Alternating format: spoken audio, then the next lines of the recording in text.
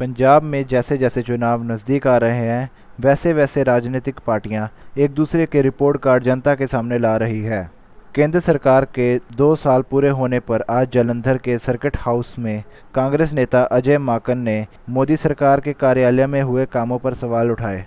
उन्होंने कहा कि मोदी सरकार के पहले 3 मुद्दे बेरोजगारी, भ्रष्टाचार और महंगाई के थे, जिनमें से तीनों पर मोदी सरकार फेल हुई है।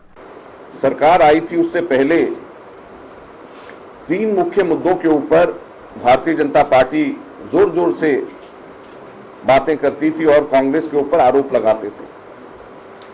और वो 3 मुख्य मुद्दे क्या थे?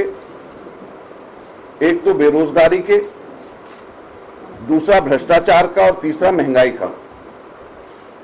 तो हम लोगों को सबसे पहले ये तीनों जो बड़े मुद्दे जिनको लेकर के बड़ी बड़ी बातें नरेंद्र मोदी करके देश के अंदर बड़े बड़े वायदे करके आए, हमको उन तीनों के तीनों चीजों को देखना चाहिए। सबसे पहले बेरोजगारी की अगर बात लें तो नरेंद्र मोदी जी ने ये कहा था और उनके मैनिफेस्टो में था कि हम लोग हर साल 2 करोड़ लोगों को नौकरियां देंगे। 2 वर्ष हो गए, 4 करोड़ को नौकरियां मिलनी चाहिए, लेकिन मिनिस्ट्री ऑफ लेबर की ऑफिशियल वेबसाइट ये कहती है कि मात्र 1,34,000 लोगों को मात्र नौकरियां मिली। और यही नहीं, जो इंडस्ट्रियल जॉब्स की भी क्रिएशन है, 2015 के लास्ट क्वार्टर जिसके लेटेस्ट रिजल्ट्स आए हैं, जो 8 की इंडस्ट्रीज हैं, 8 मुख्य इंडस्ट्रीज हैं, उसके अंदर 20,000 जॉब्स कम हो गए हैं। 20,000 जॉब्स जो मिलते थे वो कम हो गए हैं। रिसेशन एक तरीके से जॉब्स के अंदर आ गया है। हमारे देश के अंदर हर महीने 10 से 12 लाख लोग जॉब मार्केट के अंदर आते हैं।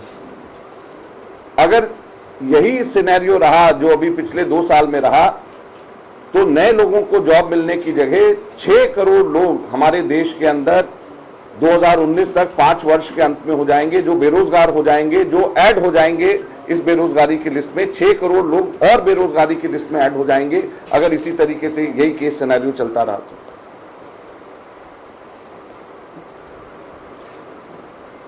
लेकिन ये सरकार का ध्यान ना तो रोजगार के, ना आर्थिक स्थिति लोगों की ठीक हो, उसकी तरफ ज्यादा है। हमारे यहां पर एग्रीकल्चर सेक्टर के अंदर जो लोन किसानों ने लिया हुआ है उसकी भी बात मैं करना चाहूंगा और उसकी भी एम्प्लॉयमेंट की बात करना चाहूंगा। हमारे 2015 के एनएसएसओ के सर्वे में ये कहा गया है कि हमारे देश के 52% टोटल जॉब्स एग्रीकल्चर सेक्टर में है। और एग्रीकल्चर सेक्टर की अगर ग्रोथ देखी जाए तो जो 2013-14 में जो आखिरी हमारा डॉक्टर मनमोहन सिंह जी के कार्यकाल का आखिरी वर्ष था, उसमें एग्रीकल्चर सेक्टर की ग्रोथ 4.25% थी। और अगले साल वो ग्रोथ की जगह रिसेशन -0.2% पे पहुंच गई। और अभी इस साल पिछले वर्ष वो केवल 1% रही। एवरेज 2 साल की सिर्फ 0.8% की ग्रोथ थी, जो कि हमारे टाइम पे डॉक्टर मनमोहन सिंह जी के समय पे 4.25 की, जैसे मैंने कहा कि हमारा आखिरी हम 4.25 पे छोड़ करके गए। तो जो एग्रीकल्चर सेक्टर जिस तरीके से जॉब देता है, उस एग्रीकल्चर सेक्टर को एक तरीके से स्टैग्नेट कर दिया गया है पिछले 2 वर्षों के अंदर। हमारे 52% फार्मर्स हमारे डेप्थ में हैं और एवरेज एट एन एवरेज 47,000 रुपए का एट एन एवरेज हर एक फार्मर के ऊपर डेप्थ है। हमारे देश के अंदर फार्मर्स आत्महत्या कर रहे हैं क्योंकि वो डेट, वो कर्जा जो उनके ऊपर है वो कर्जा चुका नहीं पा रहे। और दूसरी तरफ 2013-14 के बाद सुप्रीम कोर्ट ने अभी जो लेटेस्ट फिगर्स दिए हैं, हमारे बड़े कॉर्पोरेट हाउसेस को 1,14,000 करोड़ रुपए के कर्ज माफ करे हैं सरकार ने, लेकिन किसानों का कोई कर्ज माफ नहीं किया गया। आपको याद दिला दें कि यूपीए वन के आखिरी साल के अंदर 70,000 करोड़ रुपया हमने उस वक्त यूपीए सरकार ने किसानों के कर्ज के माफ किया।